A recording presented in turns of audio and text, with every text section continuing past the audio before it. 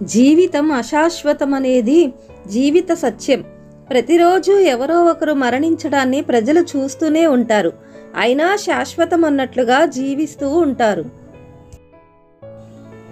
ఎదురైన ప్రతి సవాలు నీ శక్తిని మరియు నమ్మకాన్ని పరీక్షిస్తుంది. ధైర్యంగా నిలబడితే అదే నీ విజయానికి దారిగా మారుతుంది. ప్రతి కష్టం నీకొక పాఠం నేర్పిస్తుంది. అదే నీ ప్రతి విజయానికి అర్హతను ఇస్తుంది. డబ్బు, దీన్ని తక్కువగా వాడుకుంటే మిమ్మల్ని కష్టకాలంలో ఆదుకుంటుంది. అదే డబ్బు విచ్చలవిడిగా వాడితే మన జీవితంతో ఆడుకుంటుంది. అభిమానం అప్పు లాంటిది, దాన్ని ఎప్పుడూ చెల్లిస్తూ ఉండాలి. గౌరవం సంపద లాంటిది, దాన్ని ఎప్పుడూ సంపాదిస్తూనే ఉండాలి. అనురాగం పంచి మనిషిని, అభిమానం పంచి మనసుని గెలవగలం. కానీ వాదించి మనిషిని, వేధించి మనసుని ఎప్పటికీ గెలవలేం. ఏ పనైనా 3 గంటల ముందైనా పూర్తి చేయవచ్చు, కానీ ఒక్క క్షణం కూడా ఆలస్యం చేయకూడదు. ఎలా బ్రతకాలో తెలియటం లేదని భయపడకు.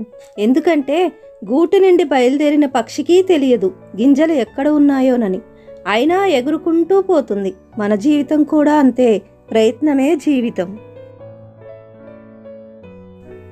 దృఢమైన వ్యక్తిత్వం గలవాడు దిక్కుతోచని స్థితిలో కూడా ఏదో ఒక విషయం మీద బలంగా దృష్టి నిలుపుకుంటాడు. కష్టాన్ని అధిగమిస్తాడు. శాంతంగా ఉంటేనే జీవితంలో మీరు దృఢంగా ఉండగలరు. గుర్తుంచుకోండి, చల్లగా ఉన్నప్పుడు అత్యంత దృఢంగా ఉండే ఇనుము కూడా వేడెక్కితే బలహీనమైపోతుంది. రోజూ నడిస్తే దారి ఏర్పడుతుంది. రోజులు గడిస్తే సమస్యలకు పరిష్కారం కనపడుతుంది. సహనంతో ఉండు, సమయం మారుతుంది.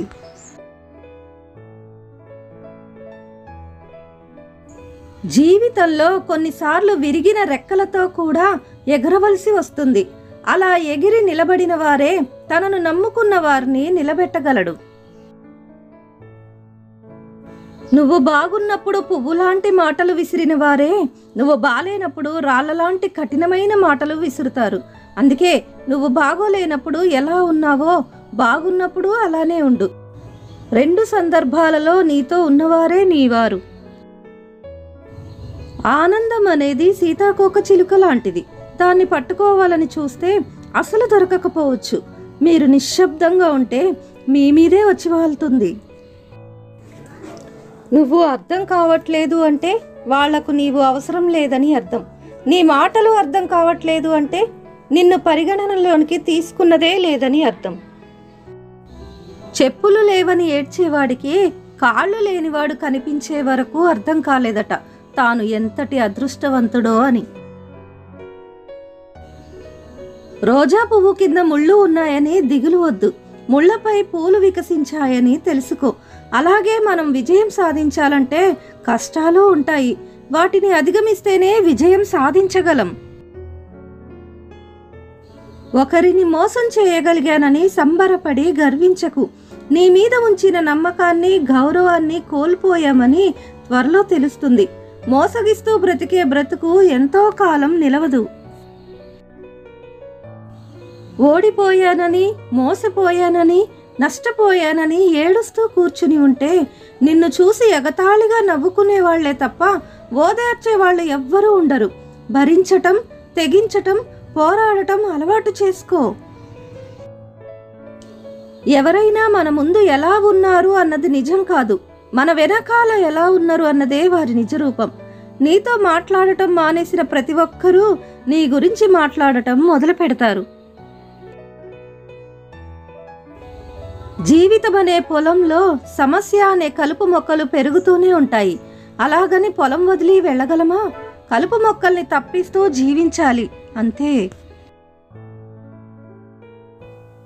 నువ్వు చేసే పని నీ అంతరాత్మకు సమాధానం చెప్పుకోగలిగితే చాలు. అందరికీ నచ్చేట్టు చేయాలంటే దానికి నీ జీవితం సరిపోదు. మనిషికి జీవితాంతం తోడుగా ఎవరూ ఉండరు. అలా ఉంటారు అనుకోవటం భ్రమ. మనిషికి జీవితాంతం తోడుగా ఉండేది తన గుండె ధైర్యం తప్ప మరొకటి కాదు. తమ సమస్యలను నీతో పంచుకునే వారిని చిన్నచూపు చూడకు. నీకు చెప్పటం వారు అసమర్థులై కాదు, నీ మీద నమ్మకంతోనే. ఎవ్వరూ నిన్ను అర్థం చేసుకోవటం లేదని ఎప్పుడూ బాధపడకు. అర్థం కాని వాటి వెనుక ఎప్పుడూ ఒక అద్భుతం దాగి ఉంటుంది. బహుశా నువ్వే ఒక అద్భుతమేమో. ఈ రోజుల్లో కష్టాల్లో ఉన్నవారిని ఆదుకుంటే అదేంటో మనం చేసిన మంచి గుర్తుంచుకోకపోగా ఆ మంచి చేసిన వాళ్ళకే చెడు చేయాలనే చూస్తారు. పుణ్యానికి పోతే పాపం ఎదురైందంటారు.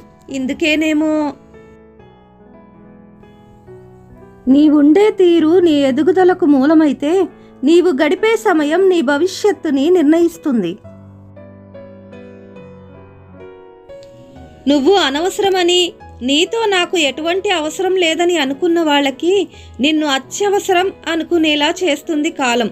కాకపోతే కాస్త ఓపిక పట్టాలి అంతే. మన నోటి నుండి వెలువడే సరైన పదం ఒక మంచి తాళం చెవి లాంటిది. ఏ గుండెనైనా తెరవగలదు, ఎంతటి నోరునైనా మూయగలదు. ఈ ప్రపంచంలో ఏదీ పర్ఫెక్ట్ కాదు. ఎంతో అందమైన ఇంద్రధనుస్సులో ఎప్పుడూ పూర్తిగా 7 రంగులు కనిపించవు. మనలో ఉన్న చిన్న చిన్న లోపాలను ఇతరులు భూతద్దంలో చూపినంత మాత్రాన కృంగిపోయి ఆగిపోవటం విజేత లక్షణం కాదు.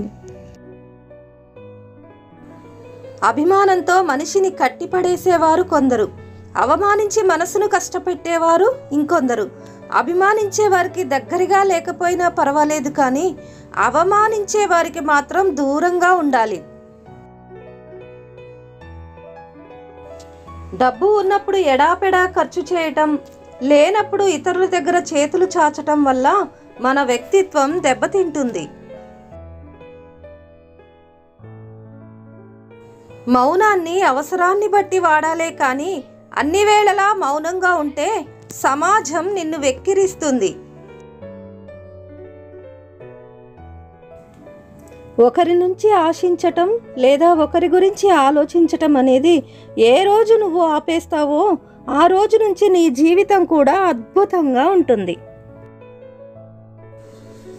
Thanks for watching.